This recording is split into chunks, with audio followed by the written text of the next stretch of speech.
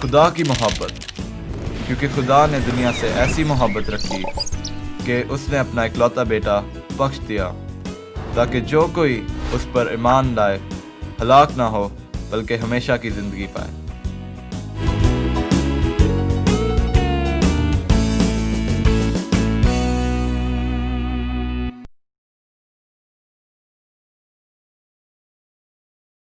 میں ثنا سلیم خداوند کے عظیم اور بابرکت نام میں آپ کو سلام عرض کرتی ہوں۔ پروگرام کے شروع میں ہم روپ جارڈن کی آواز میں گایا ہوا ایک خوبصورت گیت سنو یہ کہانی یسوع کی زبانی بیج بونے والے کی سنیں گے، تو آئیں سنتے ہیں۔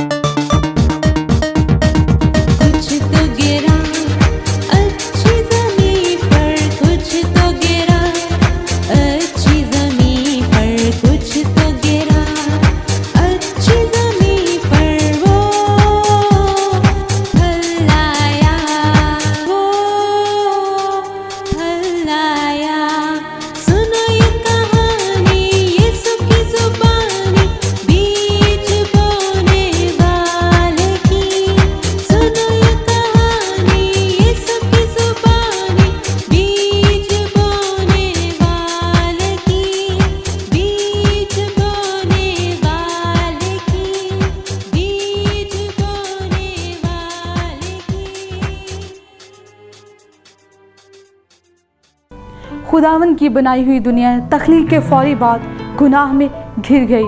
आदम और हवा को शैतान ने वर्गलाया, जिसकी बदौलत उन्हें बाग़ एदन से निकालना पड़ा। तो आइए देखते हैं फिर क्या हुआ। हजरत आदम और हवा खुदा के सामने बनाए हुए खूबसूरत बाग में बहुत खुश थे। बेशक दोनों बाग में बरहना रहते थे, मगर उन्हें अपनी बरहनगी का एहसास ना था। सो वो एक दूसरे से शर्माते ना थे, क्योंकि अभी तक दुनिया गुनाह से पाक थी। लेकिन बाग में एक मकार सांप था। सांप ने औरत से पूछा, क्या खुदा ने वाकई कहा है कि बाग के किसी दरख्त का फल तुम ना खाना? औरत ने जवाब दिया कि बाग के दरख्त का फल तो हम खाते हैं, पर जो दरख्त बीच में है उसके फल की मामद खुदा ने कहा है कि तुम ना खाना, वरना मर जाओगे। सांप ने कहा कि तुम हरगिज ना मरोगे, बल्कि खुदा जानता है कि जिस दिन तुम उसे खाओगे तुम्हारी आंखें खुल जाएंगी और तुम खुदा की मानद नेक व बद की पहचान वाले बन जाओगे। औरत ने जो देखा कि वो दरख्त का फल खाने के लिए अच्छा और आंखों को खुशनुमा मालूम होता है और अकल बख्शने के लिए खूब है, तो उसने फल में से लिया और अपने शौहर को भी दिया जो वहां उसके साथ था, और उसने उससे खाया। फौरन उन्हें एहसास हुआ कि उनसे गुनाह सरजद हो चुका है। तब दोनों की आंखें खुल गईं और उन्हें एहसास हुआ कि वो नंगे हैं, और वो एक दूसरे से शर्माने लगे और उन्होंने अंजीर के पत्तों को सी कर अपने लिए लुंगियां बनाई।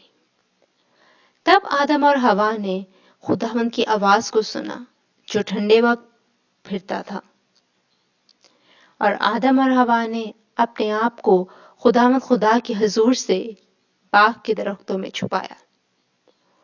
तब खुदावंद खुदा ने आदम को कहा कि तू कहाँ है? उसने कहा, मैंने बाग में तेरी आवाज सुनी और मैं डरा, क्योंकि मैं नंगा था और मैंने अपने आप को छुपाया। तब खुदा ने पूछा, तुझे किसने बताया कि तू नंगा है? क्या तूने उस दरख्त का फल खाया जिसकी बाबत मैंने तुझको हुक्म दिया था कि उसे ना खाना? आदम ने कहा, जिस औरत को तूने मेरे साथ रखा है उसने मुझे उस दरख्त का फल दिया और मैंने खाया। तब खुदावंद खुदा ने औरत से कहा कि तूने ये क्या किया? औरत ने कहा कि सांप ने मुझको बहकाया तो मैंने फल खाया। खुदावंद खुदा ने सांप से कहा, इसलिए कि तूने ये किया तू सब चुपायों और जिश्ती जानवरों में मालूम ठहरा। तू अपने पेट के बल चलेगा और अपनी उम्र भर खाक चाटेगा, और मैं तेरे और औरत की नस्ल के दरमियान अदावत डालूंगा। वो तेरे सर को कुचलेगा और तू उसकी एड़ी पर काटेगा। ये खुदा का वो पहला वादा था जो उसने दुनिया को गुनाह से बचाने के लिए किया। खुदा ने वादा किया कि औरत की नस्ल से पैदा होने वाला शैतान की कुवत को कुचलेगा, लेकिन ऐसा करने में यीशु खुद मौत के हवाले किया जाएगा। तब खुदा ने औरत से कहा, मैं तेरे दर्द हमल को बहुत बढ़ाऊंगा, तू दर्द के साथ बच्चे जनेगी और तेरी रगबत अपने शौहर की तरफ होगी और वो तुझ पर हुकूमत करेगा। खुदा ने आदम से कहा, चूंकि तूने अपनी बीवी की बात सुनी और उस दरख्त का फल खाया जिसकी बाबत मैंने हुक्म दिया था कि उसे ना खाना, इसलिए जमीन की तेरे सबब से लानती हुई। मुशक्कत के साथ तू उम्र भर उसकी पैदावार खाएगा और वो तेरे लिए कांटे और ऊंट कटारे उगाएगी और तू खेत की सब्जी खाएगा। तू अपने मुंह के पसीने की रोटी खाएगा जब तक कि जमीन में तू फिर लौट ना जाए, इसलिए कि तू उसमें से निकाला गया है। और आदम ने अपनी बीवी का नाम हवा रखा, इसलिए कि वो सब जिंदों की माँ है। और खुदा ने आदम और उसकी बीवी के वास्ते चमड़े के कुर्ते बनाकर उन्हें पहनाए। और खुदा ने कहा कि देखो, इंसान नेको बद की पहचान में से एक की मानद हो गया है। अब कहीं ऐसा ना हो कि वो अपना हाथ बढ़ाए और हयात के दरख्त को भी लेकर खाए और हमेशा जीता रहे। इसलिए खुदा ने उसको पाक अदन से बाहर कर दिया, ताकि वो उस जमीन की जिससे वो लिया गया है खेती करे। और बाग अदन के मशरिक की तरफ क्रोधियों को और चौगिर्द घूमने वाली 16 तलवारों में रखा कि वो जिंदगी के दरख्त की राह की हिफाजत करें। बाइबल मुकद्दस के इस हिस्से में खुदावंद हमें बताता है कि हमारे पहले माँ बाप कैसे गुनाह में गिर गए, क्योंकि उनसे गुनाह सरजद हो गया। इसलिए उनकी नस्लें, जिनमें हम शामिल हैं, सब गुनाहगार ठहरे। लेकिन बाइबल मुकद्दस के इस हिस्सा में खुदा अपने पहले वादा के मुताबिक भी बताता है कि एक निजात दहिंदा पैदा होगा जो गुनाह की ताकत पर गलबा पाकर हमेशा की मौत से हमें छुटकारा बख्शेगा। वो निजात दहिंदा डॉक्टर मार्टिन लूथर ने कई सदियों पहले तमाम कलीसियों की रहनुमाई के लिए एक खूबसूरत किताब को तहरीर किया, जिसे लूथर कैटेकिज्म के नाम से जाना जाता है। और आज हम भी इस किताब में से रसूलों का अकीदा, दुआए रुबानी सुनेंगे। तो आए हम भाई अमजद मुश्ताक की ज़ुबानी इसे सुनेंगे। लूथर्स कैटेकिज्म में से रसूलों का अकीदा सीखेंगे। बाप को ख़ानदान के सरबराह की हैसियत से अपने घराने के सब अफराद को बड़े सादा तरीके से रसूलों का ये अकीदा सिखाना चाहिए। पहला आर्टिकल, पैदाइश। मैं ईमान रखता हूँ खुदा कादिर मुतलक बाप पर, जो आसमान और ज़मीन का खालिक है। इससे क्या मुराद? मैं ईमान रखता हूँ कि खुदा ने मुझे और सब कुछ जो इस दुनिया में मौजूद है उसे तख्लीक किया। उसने मुझे बदन, रूह, आँखें, कान, मेरे सारे अज़ा, मेरा दिमाग और मेरी सारी सलाहियतें अता फरमाई। मैं ईमान रखता हूँ कि खुदा ने मुझे आज तक महफूज रखा है। वो मुझे हर रोज़ अफराद से कपड़े, जूते, खुराक, मशरूब, जायदाद, घर, बीवी और बच्चे, ज़मीन और मवेशी और सब कुछ जो मेरी मलकियत है और सब कुछ जिसकी मेरे जिस्म और ज़िंदगी को ज़रूरत है अता फरमाता है। खुदा मुझे हर ख़तरे से भी महफूज रखता है और हर तरह की बुराई से बचाता है। खुदा ये सब कुछ इसलिए करता है कि वो मेरा मेहरबान आसमानी बाप है और मेरे नापसंदीदा कामों के बावजूद वो सब कुछ मुझे अता करता है जिसका मैं मुस्तहिक नहीं हूँ। इन तमाम बरक़ात के लिए मुझ पर यह लाजम है कि मुझे उसका शुक्र अदा करना और उसकी सताइश करनी चाहिए, उसकी खिदमत और फरमाबरदारी करनी चाहिए, और ये सच्चाई है। अब हम दूसरे आर्टिकल को सीखते हैं। दूसरा आर्टिकल है नजात। मैं ईमान रखता हूँ यीशु मसीह पर, जो उसका इकलौता बेटा और हमारा खुदावंद है, जो रूह कुदस की कुदरत से मुजस्सम हुआ, कुंवारी मरियम से पैदा हुआ, पैंतुस पलातुस की हुकूमत में दुख उठाया, मसलूब हुआ, मर गया और दफन हुआ। वो आलम बरज़ख रूहों के जहान में उतर गया और दोबारा तीसरे दिन मुर्दों में से जी उठा, आसमान पर चढ़ गया और खुदा कादिर मुतलक बाप के दाहिनी तरफ बैठा है, जहाँ से वो जिंदों और मुर्दों का इंसाफ करने आएगा। इससे क्या मुराद है? यह आर्टिकल हमें क्या सिखाता है? मैं ईमान रखता हूँ यीशु मसीह पर, जो हकीकी खुदा है। वो हमेशा से बाप से मालूद और हकीकी इंसान भी है। वो कुंवारी मरियम से पैदा हुआ। वो मेरा खुदावंद है। उसने मुझे, जो रद्द की हुई मखलूक था, तमाम गुनाहों, मौत और शैतान के कब्जे से निजात बख्शी उसने मुझे सोने और चांदी से नहीं बल्कि अपने पाक और बेशकीमत खून और अपनी बेगुनाह तकलीफ दे मौत के वसीला से अपना बना लिया, ताकि मैं उसकी बादशाही में अबद तक रहूं और हमेशा की रास्तबाजी, बेगुनाही और मुबारक खाली में उसकी खिदमत करता रहूं। वो मौत पर फतह पाकर जी उठा और जिंदा है और हमेशा तक हुकूमत करता रहेगा। ये सच है। तीसरा आर्टिकल है तकदीस। मैं ईमान रखता हूँ रूह कुदस पर, पाक मसीही कलीसिया पर, मुकद्दसों की रफाकत, गुनाहों की माफ़ी, बदन की क़यामत और हमेशा की ज़िंदगी पर। आमीन। इससे क्या मुराद? मैं ईमान रखता हूँ कि मैं अपनी दुनियावी कोशिशों से यसु मसीह पर ईमान नहीं ला सकता और ना उसके पास आ सकता हूँ, लेकिन रूह कुदस जो मेरा मेहरबान है वो मुझे अंजील पर वादों के वसीला से खुदावंद के पास ले आता है। वो मेरी तकदीस करता है और मुझे सच्चे ईमान में कायम रखने में मेरी मदद करता है। इस तरह वो मेरी बुलाहट करता है, मुझे कायम रखता है। वो मुझे आगाही भी देता है और पूरी मसीही कलीसिया की ज़मीन पर तकदीस भी करता है। यसु मसीह पर एक सच्चे ईमान में कायम रखता है। इस मसीही कलीसिया में वो मेरे और सब ईमानदारों के रोज़ाना सब गुनाहों को पूरी तरह माफ़ फरमाता है। क़यामत के रोज़ वो मुझे और सब मुर्दों को ज़िंदा करेगा और मुझे और सब ईमानदारों को हमेशा की ज़िंदगी अता फरमाएगा। ये सच है। लूथर कैटेकिज्म में से खुदावंद की सिखाई हुई दुआ यानी दुआ रबानी को सीखेंगे।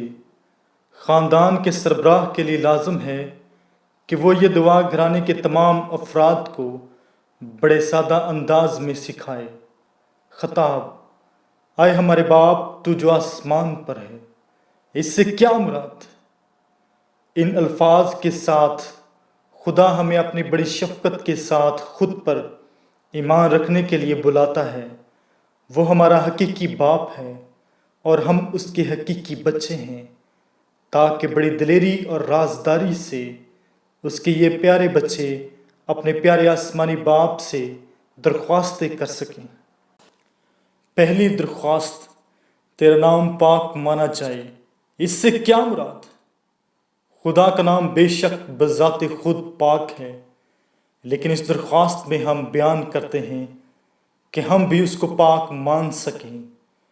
खुदा का नाम कैसे पाक माना जाता है? खुदा का नाम इस तरह पाक माना जाता है जब उसका कलाम सच्चाई और पाकीज़गी से सिखाया जाता है और हम उसके बच्चों की हैसियत से उसके कलाम के मुताबिक अपनी ज़िंदगियां बसर करते हैं। हम दरख्वास्त करते हैं कि हमारा आसमानी बाप ऐसा करने में हमारी मदद फरमाए। जो कोई खुदा के कलाम के मुनाफी ज़िंदगी बसर करता और यही दूसरों को सिखाता है, वो हमारे दरमियान खुदा के नाम की बेहुरमती करता है।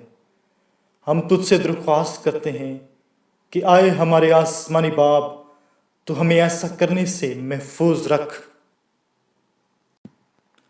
दूसरी दरख्वास्त, तेरी बादशाही आए। इससे क्या मुराद? खुदा की बादशाही हमारी दुआ के बावजूद भी ज़रूर आती है, लेकिन इस अर्जदाश्त में हम दुआ करते हैं कि ये हमारे लिए भी आए। खुदा की बादशाही कैसे आती है? खुदा की बादशाही उस वक़्त आती है जब हमारा आसमानी बाप हमें रूह कुदस अता फरमाता है। उसके फजल से हम उसके पाक कलाम पर ईमान लाते हैं, ताकि ज़मीन पर अब और आसमान पर हमेशा तक पाक ज़िंदगी बसर करें। तीसरी दरख्वास्त, तेरी मर्ज़ी जैसी आसमान पर पूरी होती है ज़मीन पर भी हो। इससे क्या मुराद? खुदा की पाक और पुरफजल मर्ज़ी हमारी दुआ के बावजूद भी पूरी होती है, लेकिन इस अर्जदाश्त में हम दुआ करते हैं कि ये हमारी मौजूदगी में भी पूरी हो। खुदा की मर्ज़ी कैसे पूरी होती है? खुदा की मर्ज़ी उस वक़्त पूरी होती है जब वो इब्लीस के हर एक शैतानी मंसूबे, इब्लीस के मकसद, दुनिया और हमारे गुनाहगार बदन को तोड़ता, اور شکست دیتا ہے، جو خدا کے نام کو پاک رکھنے اور اس کی بادشاہی کے آنے میں ہمارے لیے رکاوٹ کا باعث بنتے ہیں۔ اور خدا کی مرضی پوری ہوتی ہے جب وہ ہمیں اس دنیا میں اور ایمان میں ہماری زندگی تک تقویت دیتا اور قائم رکھتا ہے۔ یہ اس کی نیک اور پرفضل مرضی ہے۔ چوتھی درخواست، ہماری روز کی روٹی آج ہمیں دے۔ اس سے کیا مراد؟ خدا ہمیں اور تمام خطا کاروں کو بھی روز کی روٹی بغیر مانگے دیتا ہے، لیکن اس درخواست میں ہم اس سے گزارش کرتے ہیں کہ وہ ہمیں یہ سمجھنے میں ہماری مدد کرے کہ ہم اپنی روز کی روٹی اس کی شکر گزاری کرتے ہوئے حاصل کریں۔ روز کی روٹی سے کیا مراد؟ روز کی روٹی ان تمام اشیاء پر مشتمل ہے جن کی ہمیں اپنی بدنی فلاح و بہبود کے لیے ضرورت ہے، جیسے خوراک، مشروب، لباس، جوتے، مکان اور گھر، زمین اور معاشی، روپیہ پیسہ اور اشیاء، خدا پرست شریک حیات، نیک اولاد اور خدا پرست ہمارے دوست، نیک اور وفادار رہنما، اچھی حکومت، اچھا موسم، امن و ایمان، صحت اور نیک نامی اور وفادار پڑوسی وغیرہ وغیرہ۔ پانچویں درخواست، ہمارے قصور معاف کر جس طرح ہم بھی اپنے قصورواروں کو معاف کرتے ہیں۔ اس سے کیا مراد؟ ہم درخواست کرتے ہیں کہ ہمارا آسمانی باپ ہماری خطاؤں پر نظر نہ کرے، کیونکہ ان خطاؤں کے سبب وہ ہماری دعاؤں کو سننے سے انکار کر دے گا۔ اپنی خطاؤں کے سبب ہم کسی چیز کو اس سے مانگنے کے حقدار نہیں، لیکن ہم اس سے درخواست کرتے ہیں کہ وہ سب کچھ اپنی فضل سے انہیں عطا فرمائے۔ چونکہ روزانہ ہم بہت سے گناہ کرتے ہیں، پس ہم پر لازم ہے کہ ہم بھی ان تمام لوگوں کو جو ہمارے خلاف گناہ کرتے ہیں دل سے معاف کریں اور ان کے ساتھ اچھا برتاؤ کریں۔ چھٹی درخواست، ہمیں آزمائش میں نہ لا۔ اس سے کیا مراد؟ خدا ہمیں گناہ کرنے کے لیے کسی بھی آزمائش میں نہیں ڈالتا، لیکن ہم اس سے درخواست کرتے ہیں کہ وہ ہماری حفاظت کرے اور ہمیں سلامت رکھے، تاکہ ابلیس، دنیا اور ہمارے بدن ہمیں دھوکہ نہ دے سکے، اور ابلیس ہمیں جھوٹے ایمان، مایوسی اور شرمناک گناہوں میں نہ پھنسا سکے۔ اگر ہم ان گناہوں میں آزمائے جاتے ہیں تو ہم خدا سے درخواست کرتے ہیں کہ خدا قادر مطلق کی بدولت ہم ان پر قابو پا سکیں اور فتح حاصل کر سکیں۔ ساتویں درخواست، بلکہ برائی سے بچا۔ اس سے کیا مراد؟ نتیجتاً ہم درخواست کرتے ہیں کہ ہمارا آسمانی خدا ہمیں ہر برائی سے بچائے جو ہمارے بدن اور روح، جائیداد اور نیک نامی کے لیے خطرہ ہیں۔ آخر کار جب ہمارا اس جہان فانی سے کوچ کرنے کا وقت آتا ہے تو وہ اسے بابرکت بنائے اور اپنے فضل سے اس رنج و الم کی دنیا سے ہمیں نکال کر اپنے پاس آسمان پر لے جائے۔ خداوند کی تعریف ہو، کیونکہ بادشاہی اور قدرت اور جلال ہمیشہ تیرا ہی ہے، آمین۔ اس سے کیا مراد؟ ہم ایمان رکھتے ہیں کہ ہماری یہ درخواستیں ہمارا آسمانی باپ سنے گا اور ان کو قبول فرمائے گا، کیونکہ اس نے ہمیں اس طرح دعا کرنے کا حکم صادر کیا ہے اور ہماری دعاؤں کو قبول کرنے کا وعدہ بھی کیا ہے۔ اس لیے ہم آمین کہتے ہیں، جس کا مطلب ہے ہمارا شفیق باپ ایسے ہی کرے۔ آپ کو آج کا پروگرام کیسا لگا؟ ہم تک اپنی رائے ضرور پہنچائیے گا۔ ہمارا پتہ ہے Bible correspondence and teaching school, P O box 6، Sahiwal, Pakistan.